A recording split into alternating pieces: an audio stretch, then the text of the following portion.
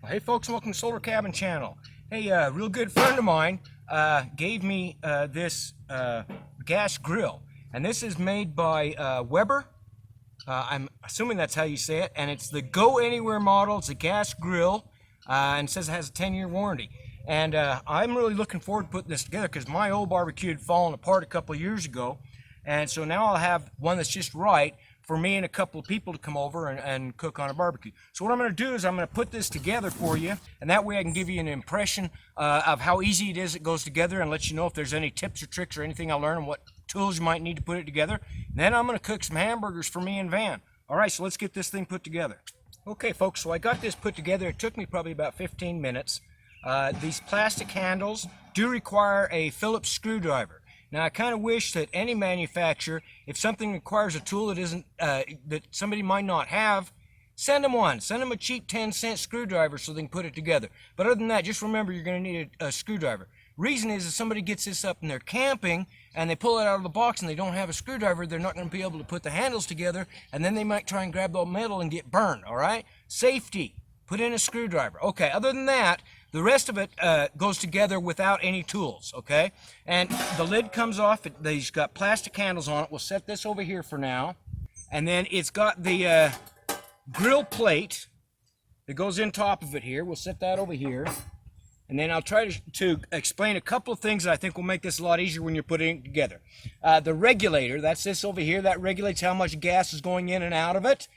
You're going to be using a propane tank, something like this, or if you have an adapter, you may be using one of the larger tanks. This is your regulator up here that controls the gas. This has a keeper clip on it, okay? It's got a clip down here. The clip is going to be on the regulator, okay? You need to take the clip off. When you do that, be real careful that you don't flip it and lose that clip, because then this won't stay in, all right? That's one tip. Make sure that you hold that clip when you're getting off there real carefully, because then you need to slide the regulator into the burner pipe right here and put that clip back on, and that's what holds that regulator secure. Okay, so make sure you do that. The other thing is this piezo ignition right here. It slides in through a hole over here, and then it's got two screw holes right down here. These are really tough to get in if you got fat fingers like I do. I had to really work it around to get those screws in. So just be aware, you may need to do a little bit of work in order to get those screws in through that piezo ignition. And then I'll show you here on the top of this. This is the burner pipe right here. It's got little teeny holes in it. This is the piezo ignition. Now the piezo ignition, you push on it, it will click, and when you got gas flowing through this, it will light this up. Now this piezo ignition, the wire may be a little bit farther bent out than it should be. You will need to use your fingers, and it explains this in the instructions. Move it over so it's about a 1/16 of an inch away from this burner right here. And if it gets bent or moved out, you may need to move that if it doesn't light up, okay? So there you can see the inside of it. The burner plate just fits in, and then it has, these are wing nuts, and it has wing nuts, washers, and a bolt that goes through, and these have wing nuts and washers on them. So it went together really fast, like I said, about 15 minutes. Oh, these feet just slide in to the holes, but they do have a clip right here. There's a clip that you can put on them, and that way when you're moving it or transporting it when it's cold, you can put these together and use that clip to hold them together so they won't go flopping around, and that would make it a lot easier. So they included the clip for that. I had to go looking for the washers and screws and everything, because I got everything out, I thought, and I could not find those anywhere. And I thought, oh no, I've got a package that didn't include the parts that I need to put it together.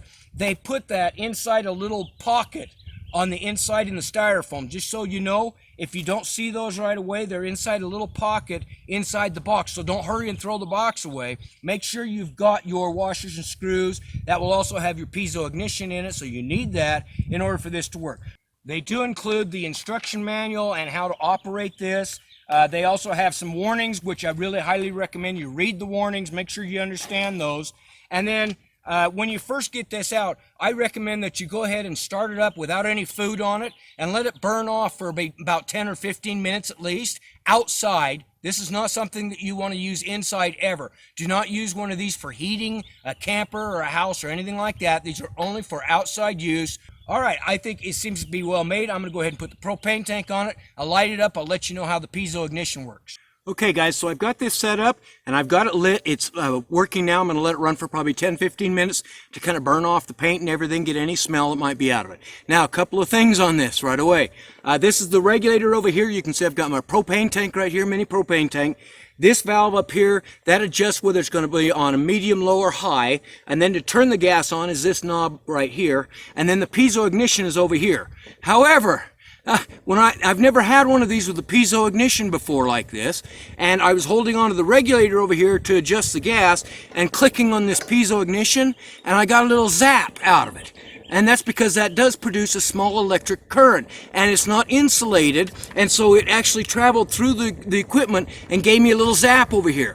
I'm not real sure I like that idea, Weber. That should be insulated. That should not be able to send an electronic and give anybody a zap when they're pushing on that piezo ignition. Now, if you don't want to use the piezo ignition, you can use one of those Click barbecue lighters, and you can just open it up and turn your gas on and start it with a barbecue lighter, which is probably what I'm going to do, because I'm not real sure about that piezo ignition. But it did work. It did light it up. It's very warm. It's very hot now, and so I'm going to put this grill on it and put the cover on it and just let it sit for about 10-15 minutes before I put any food on it. So that goes on there like so, and then the cover goes on it. And we'll give that about 10 minutes. All right, that is the Weber grill. I hope those were some helpful tips, folks. And enjoy your barbecue and have a great summer.